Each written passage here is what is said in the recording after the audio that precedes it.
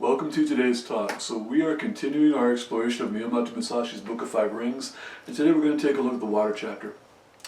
I'm going to reemphasize that my review of these books are intended to be suitable for a broad audience. I'm not making this specific to martial artists or combatives people, defensive tactics instructors, or anything like that. I'm intentionally looking at this from a very broad standpoint. If you belong to any of those populations, you should certainly study this book, but I think for people who don't have a background in any kind of close quarter combatives or anything similar, it can be a very frustrating read because that's the audience that it's intended for. It also helps to remember that this book was written for Musashi students, people that knew him, that had trained with him, that had known him, I think, for a prolonged period. So I think that can make it a little bit frustrating for the general reader because he alludes to a lot of things that he expects his audience to know. So if you've studied any kind of martial arts, it'll make more sense. If you haven't, it can, again, I feel like it can be a very frustrating read. What we're going to look at today is a concept called Kaizen. Kaizen is a Japanese principle. It means small continuous improvements. Applied broadly, what this means is sometimes we have situations where we need to make something better. Making YouTube videos would be a good example. So, and you'll hear people talk about just getting 1% better every day.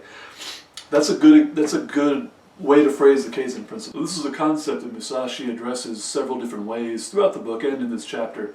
But a couple passages, one of them is, he says, it is very important to polish both wisdom and mind earnestly. So that's one that's a little more obvious, but just the idea of getting a little bit better. Where this applies is often I think people feel like they need to overhaul something. Sometimes we don't need to overhaul things. Sometimes we just need to look at our situation and make little continuous improvements, and this is a really good example of that. Another way he phrases this later in the text is he says, put these practices into action, surpass today what you were yesterday, go beyond those of poor skill tomorrow, and exceed those who are skillful later. Just taking the idea of small continuous improvements and understanding that principle and applying it when it's appropriate. Sometimes it is appropriate to overhaul something.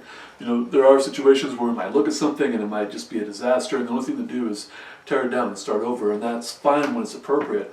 But always approaching things that way can be unhealthy. So quite often when we have a framework laid out for whatever it is, just making small continuous improvements, and I talk about this a lot when I speak with clients as a strength coach. People tend to look at where they're at and where they want to be, and it seems like such a long road that they get frustrated, but it's only going to happen if you start. So if you start and you make small continuous improvements, little things add up.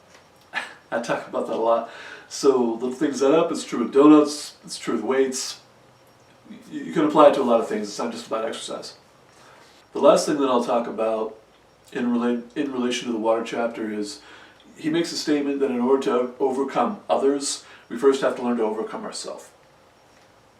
And again, this is a broadly applicable principle that you can apply to a lot of different things. It doesn't have to apply just to conflict. Most of us have challenges that are self-imposed, me included, and learning to overcome those things in ourselves, it will get us a lot further along than focusing on external things that we can't control.